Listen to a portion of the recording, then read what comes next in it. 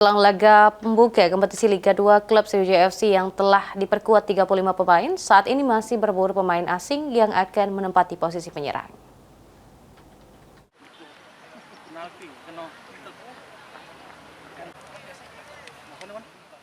Setelah menjalani beberapa laga uji coba, tim berjuluk Laskar Wongkito akan kembali menggelar latihan rutin mempersiapkan kompetisi Liga 2 musim 2025-2026.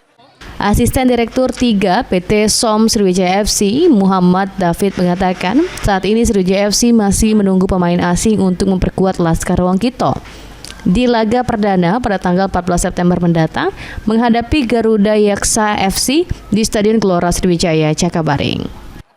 Untuk segi komposisi pemain, Sriwijaya FC masih membutuhkan pemain striker yang nantinya diharapkan dapat memperkuat tim dan menjadi mesin gol bagi skuad Sriwijaya FC.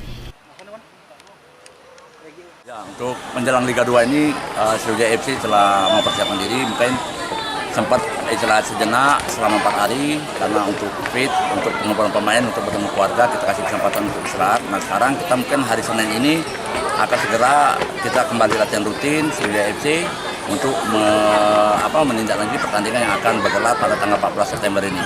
Ya kita selaku dari manajemen Sriwijaya FC berharap Sriwijaya FC bisa memberikan penampilan yang cukup baik.